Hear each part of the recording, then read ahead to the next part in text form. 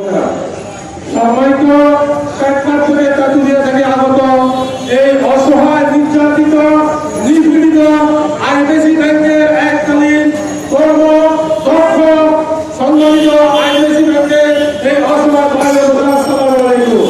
আপনারা জানেন এই আইডিএসি ব্যাংকের জন্মলগ্ন থেকে সরকারের সাথে স্মরণ করছি সেই জহুরুল ইসলামের হাতে গড়া এই আইডিএসি ব্যাংক। এই জহুরুল ইসলামের নামের শেষে এই জহুরুল ইসলামের মৃত্যুর পরে আগাইজুল সাহেব বাদ ধরেছেন। এই আগাইজুল সাহেবের নামের শেষে ব্যাংক লুণ্ঠনকারী ছিল না। এই আগাইজুল সাহেবের থেকে জোর করে সালমান রহমান একবার কেড়ে নিয়েছিলেন।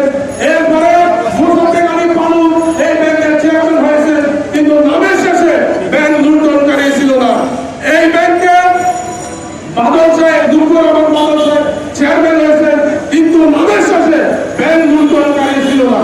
কিন্তু অত্যন্ত পরিতাপের বিষয়, এই দেশের সবচেয়ে বড় পণ্য থেকে রাজকুয়া সেই শেয়ার কেলেঙ্কারি যে ধ্বংস করেছে, ব্যাংক খাতকে যে ধ্বংস করেছে, দেশের অর্থনীতিকে যে ধ্বংস করেছে, সেই সালমান রহমান এই আইডিএসি ব্যাংকে ঢুকে আইডিএসি ব্যাংকে সর্বশেষ লুণ্ঠন করেছে এবং পরিশেষে তার দূষণ এই শহরকে অন্য ব্যাংক থেকে এনে তাকে তার সাধারণ মতো ব্যবহার করেছে।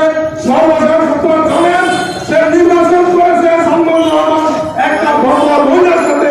সেই বড় মহিলার সাথে নির্বাচন করতে গিয়ে এই শহর আইডিএসি ব্যাংকের টাকার বস্তা নিয়ে তার নির্বাচন করতে গিয়েছে। এই টাকা কার? এই টাকা আইডিএসি ব্যাংকের।